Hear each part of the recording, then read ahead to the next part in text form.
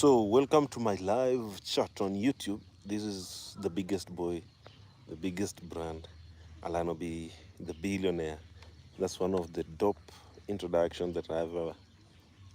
I don't know the inspiration behind that introduction and the name billionaire, but it has always been one of my, like when I just look at the camera and introduce myself, I always feel like I'm on top of the world.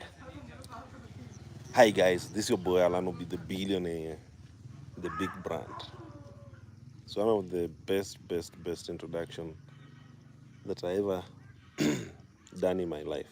So today's live, it has been long since I did a live session, and I don't know. It's not that I plan to do a live session today. No, this just I just thought of it this particular morning. Then I was like, okay, let me just do a small live session, and this live session is just to make sure that I highlight a few things. And I hope some of the things I will be answering questions that I've seen the people who follow me ask. So I'm going to answer them today. It's very chilly, having a cup of tea, and I thank God that it rained today because uh, I did apply fertilizer like a few days ago, and I was worried about, with fertilizer, you always want it to at least, okay, there are a few things that you keep learning or you learn that you never knew. One thing is, I never knew there's a competition between fertilizer and the seedling, which is either maize, beans, anything, that they compete for moisture or the wetness of the soil. I never knew they always compete. So the fertilizer will always take more water from the soil. So that's something that I never knew.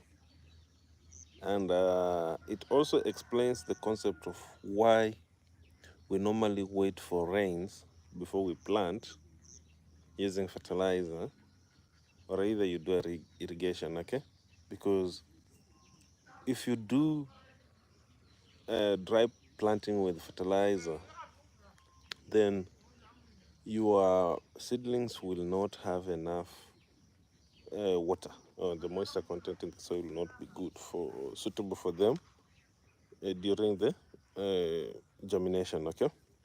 So that's something that I learned not even long time ago. It was, I think, yesterday. But this particular morning, I just want to put in a few things that I've seen people asking me. The first question is, I saw yesterday somebody asking, oh, apart from farming, do you have any other job? Yes, I do. Okay. For me, in campus, I did film production and animation. So that's Multimedia University. That's where I was. Did film production and animation. Particularly majored in animation, and one of my friends, because you were to choose between doing film at the end or animation. So my friend and I, the two of us, we chose film and we chose animation. So that's what I did. So in animation, there are things that I need to explain. So we were taught about graphic design, video editing, motion graphics, character creation, 3D development, what else? Rigging, unwrapping, UV unwrapping, um, and also concept development. So that's where I majored, and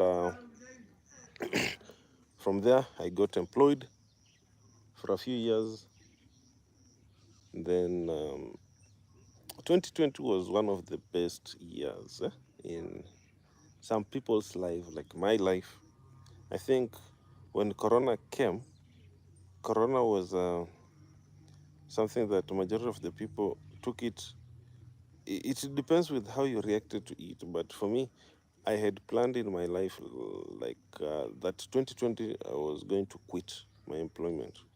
So it's not that I had plans or I had money. No, I just felt like I'm not going to get into where I want if I'll be in office 8 to 5. So I decided to quit. But Corona now made the work faster, okay? Because Corona um, took everything seriously. So we were sent home, and during that period, some of us we were earning good money, but now we were getting a slash of even 90%. Okay, from your salary. I'm assuming if you earn 100,000, you are given 10k. So for the 10k, that's what you are being given or offered, and there was no option about that. So that's how it was. It was I think it was a good experience, at the same time bad experience. But for me, I think it never got me on a surprise, because I had decided that I'm going to quit. And it happened very much earlier. March, Corona came March, we were sent home. Then for us, we started. And I was like, okay, fine, let's do the thing. So from there, I was doing farming. I've been doing farming, not on large scale, very minimal, 2 acres of maize. Then I decided to quit maize, and the rye family and community came to our backside by introducing factories, and the sugar cane picked. And I think I was among the people who were first suppliers of sugarcane to West Kenya. If they go to history and check, especially in our sites, I think I was among them.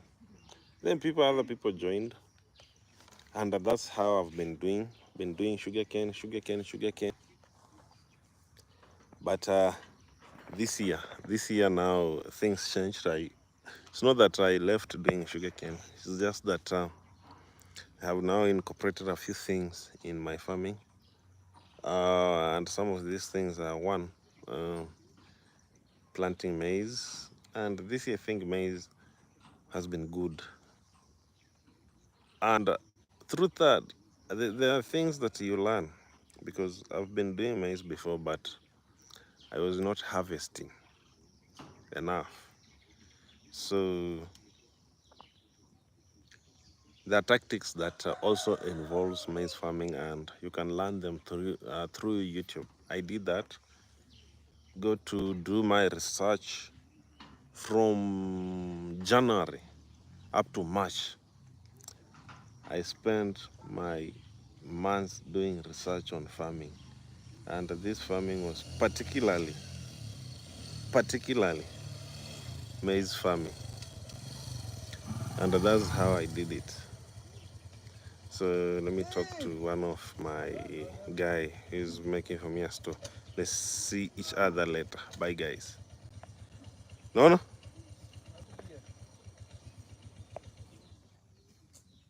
Mhm.